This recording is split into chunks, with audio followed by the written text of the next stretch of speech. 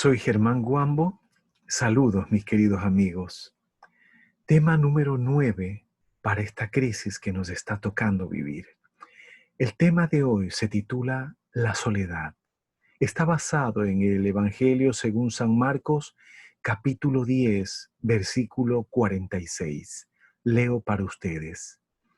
Entonces vinieron a Jericó, y al salir de Jericó, él y sus discípulos, y una gran multitud, Bartimeo el ciego, hijo de Timeo, estaba sentado junto al camino, mendigando. La vida de un hombre no vidente en la época de Jesús no era sencilla, nada sencilla. Hoy en día, las personas que no son videntes, que no tienen la capacidad de ver, tienen muchas facilidades. La tecnología, la ciencia, los mecanismos pedagógicos ayudan a un ser humano para prepararse y para ejercer cualquier carrera.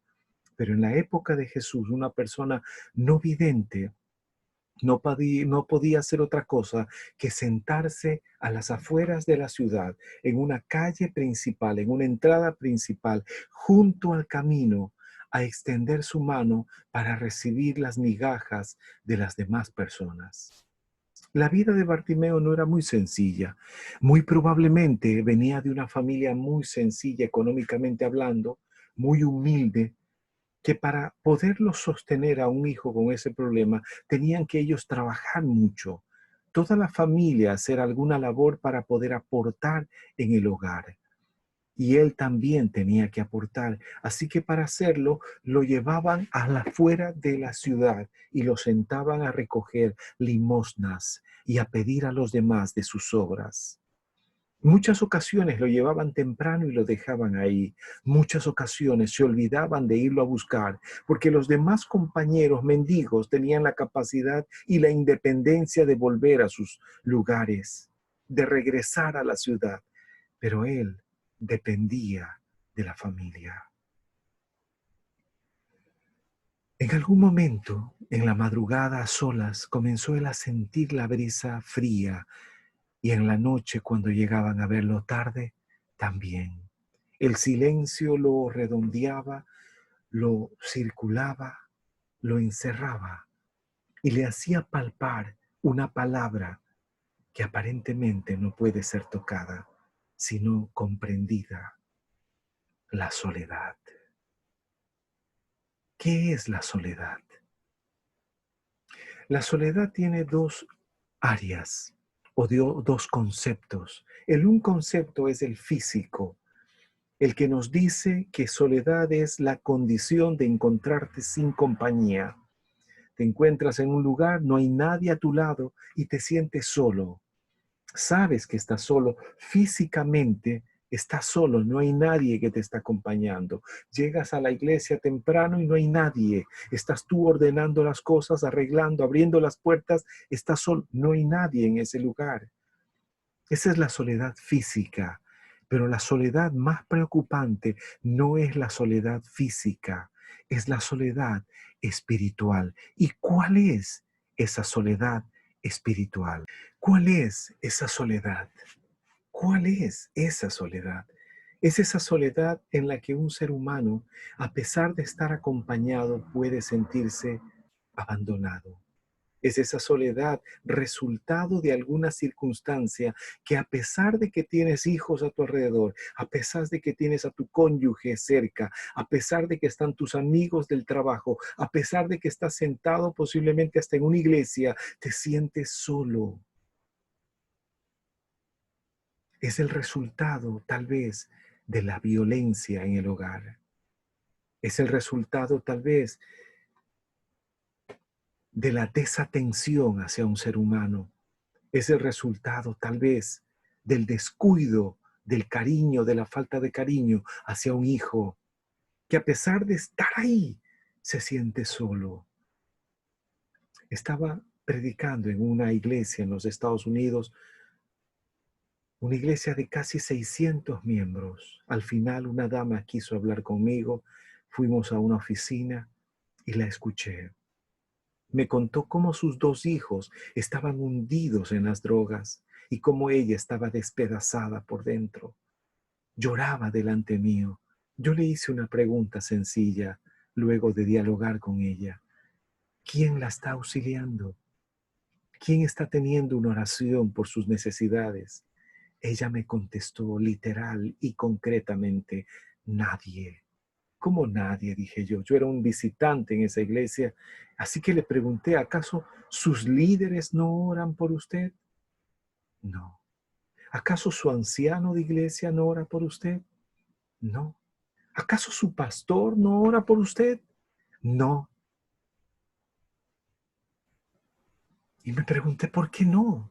Y ella me contestó, porque ellos no saben mi problema.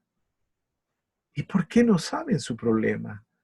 Porque yo no he contado a nadie más que usted mi problema. Ellos creen que mis hijos están con su padre, que estamos separados. Y yo les escondo la realidad. En más de una ocasión alguien ha venido a predicar acá y a hablar de hogar feliz, hogar cristiano, hogar espiritual, y yo me he comido las lágrimas. Porque me da vergüenza decir a los hermanos que he fracasado, que he errado. Y me di cuenta de algo, mis queridos amigos que me están escuchando. Esa mujer era un Bartimeo en medio de una multitud llamada iglesia. Esa mujer no lloraba hacia afuera, lloraba las peores lágrimas, las que te tragas, las que te comes, las que guardas, las que destruyen por dentro. Estaba acompañado de cientos de personas, pero literalmente sola. Estaba predicando en una universidad en los Estados Unidos y el líder máximo de esa universidad vino a hablar conmigo al final de esa semana espiritual que tuve y me confesó una crisis familiar que él tenía y yo le comenté, luego de dialogar y reflexionar y recomendar, ¿quién lo auxilia espiritualmente aquí en su iglesia? ¿Quién ora por usted? ¿Quién es su padrino espiritual que lo tiene presente en plegarias y en oraciones? Él sonrió y me dijo, Germán, yo pensé que me ibas a entender. Le digo, tal vez sí, pero se me escapa algo. Deme una idea. Tú entiendes lo que es ser un misionero. Tú entiendes lo que es un hombre de mi cargo, de mi posición. ¿Cómo puedo contarles a los hermanos mi crisis familiar si ellos tienen la costumbre de ponernos en pedestales? Y a veces los pedestales son muy altos. Pero así como les gusta ponernos en pedestales, nos empujan a caer también. Y cuando ven que un hogar ha fracasado o que una dificultad ha pasado, no nos ven humanos, no nos ven frágiles como somos, no nos ven propensos a equivocarnos, creen que somos inmaculados, que nunca nos equivocamos y nos botan del pedestal para hacernos pedazos. Por eso me confié en usted y no he confiado en nadie. ¿Cuántos años tiene o cuánto tiempo tiene esta experiencia, mi querido pastor? 3 años. Wow.